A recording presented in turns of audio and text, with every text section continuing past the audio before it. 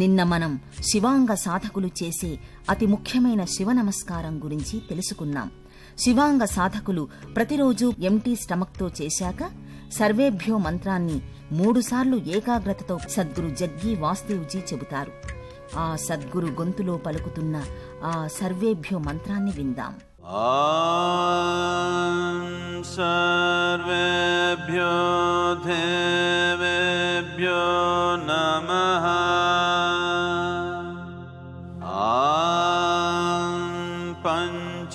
పంచభూతాయ నమః.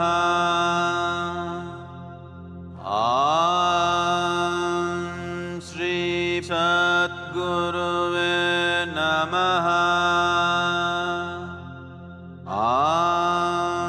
శ్రీ పృథ్వీయై నమః.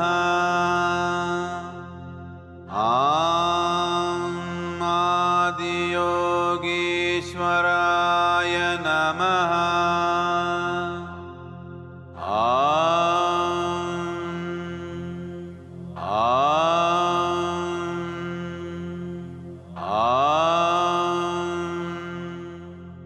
దీనిని ఈ విధంగా ప్రతిరోజు సూర్యోదయానికి ముందు, సూర్యాస్తమయం తరువాత చెయ్యాలి.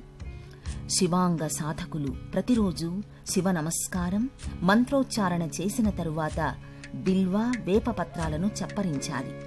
నిమ్మరసంలో మిరియాలను కలిపి తాగాలి. నానబెట్టిన వేరుశనగ గింజలను తినాలి. శివాంగ సాధకులు పాటించాల్సిన ఈ విధానంలో కొన్ని ముఖ్యమైన అంశాలను తప్పనిసరిగా గమనించాలి.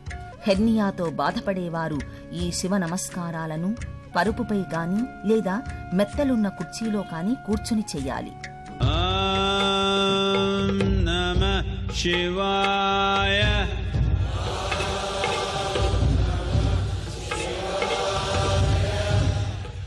ఓం నమః శివాయ.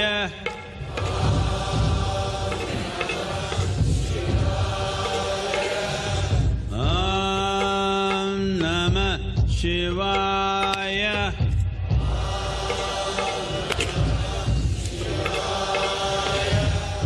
మహాశివరాత్రి సాధకులు ఉదయం సాయంకాలాల్లో దీపారాధన చెయ్యాలి.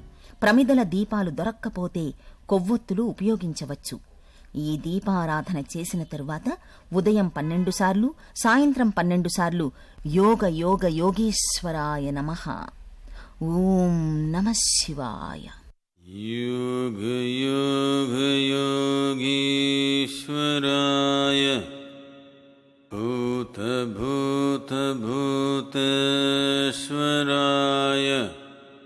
కాల కాల కాళేశ్వరాయ.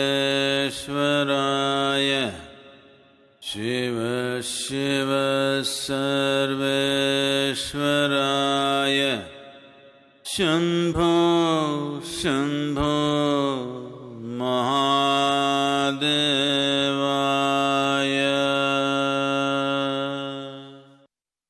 ఈ సాధనను 40 నిమిషాల పాటు సంధ్యాకాలంలో చెయ్యటం మంచిది.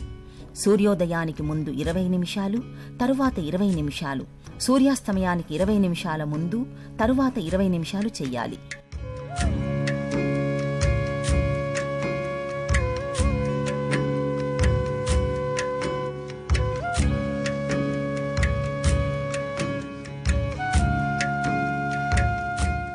మహాశివరాత్రి సాధనను 41 రోజులు, 21 రోజులు, 7 రోజులు, 3 రోజులు చేసేవారు ఎవరైనా దీక్షకు ఏడాదికి ఒక్కసారి వచ్చే మహాశివరాత్రికి లేదా ప్రతి మాస శివరాత్రికి ఉద్యాపన చెయ్యాలి. ముగింపులో చేసే ఆ ఉద్యాపన వెళ్లియంగిరిలోని ఈషా యోగా సెంటర్లో కానీ లేకపోతే తమ దగ్గర్లోని ఈషా సెంటర్లలో చెయ్యాలి. లేదా తమ ఇళ్లలోని ధ్యానలింగేశ్వరుని పటం ముందు చెయ్యాలి. ఆ సమాపన చేసేటప్పుడు ఆ రాత్రంతా జాగరణ చేయటం తప్పనిసరి. యోగ యోగ యోగేశ్వరాయ మంత్రాన్ని 112 సార్లు స్మరించాలి. 3 వ్యక్తులకు అన్నదానం లేదా ధనం దానం చెయ్యాలి.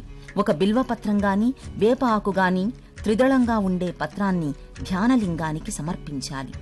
మీ మోచేతి దండలకు కట్టుకున్న నల్లని వస్త్రాన్ని ధ్యానలింగానికి ఎదురుగా ఉన్న నంది ముందు విడిచివెయ్యాలి. వెళ్లి ఎంగిరికి రాలేని వారు తమ తమ సెంటర్లలో ఇళ్ల వద్ద ఈ దీక్ష సమాపన చేసేవారు ఆ నల్లని గుడ్డను విప్పి కాల్చివేయాలి.